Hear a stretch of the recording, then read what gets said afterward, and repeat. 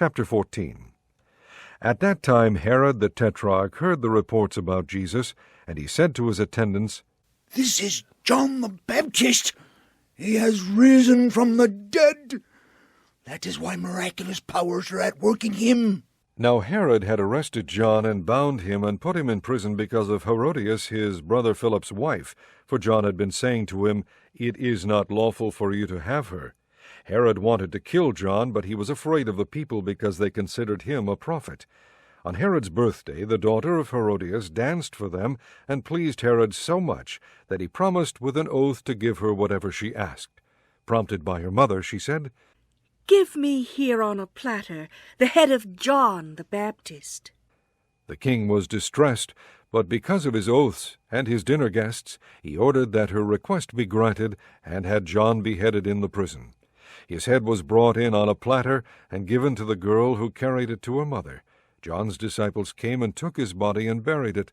Then they went and told Jesus. When Jesus heard what had happened, he withdrew by boat privately to a solitary place.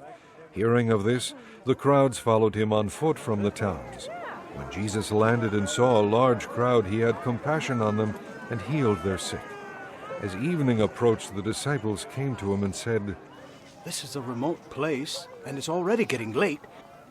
Send the crowds away so they can go to the villages and buy themselves some food." Jesus replied, "They do not need to go away. You give them something to eat." "We have here only 5 loaves of bread and 2 fish," they answered. "Bring them here to me," he said. And he directed the people to sit down on the grass. Taking the 5 loaves and the 2 fish, and looking up to heaven, he gave thanks and broke the loaves. Then he gave them to the disciples, and the disciples gave them to the people.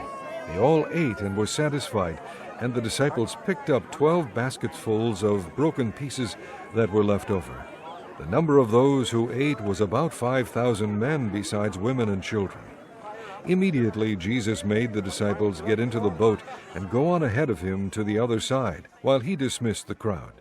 After he had dismissed them, he went up on a mountainside by himself to pray. When evening came, he was there alone, but the boat was already a considerable distance from land, buffeted by the waves because the wind was against it. During the 4th watch of the night, Jesus went out to them, walking on the lake.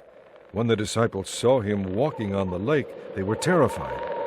"It's a ghost," they said, and cried out in fear. But Jesus immediately said to them, "Take courage. It is I. Don't be afraid." "Lord, if it's you," Peter replied. "tell me to come to you on the water." "Come," he said. Then Peter got down out of the boat, walked on the water, and came toward Jesus.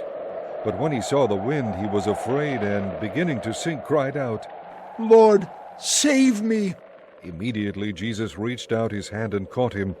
"You of little faith," he said, "why did you doubt?"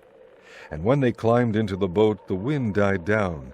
Then those who were in the boat worshipped him, saying, "Truly, you are the Son of God." When they had crossed over, they landed at Gennesaret.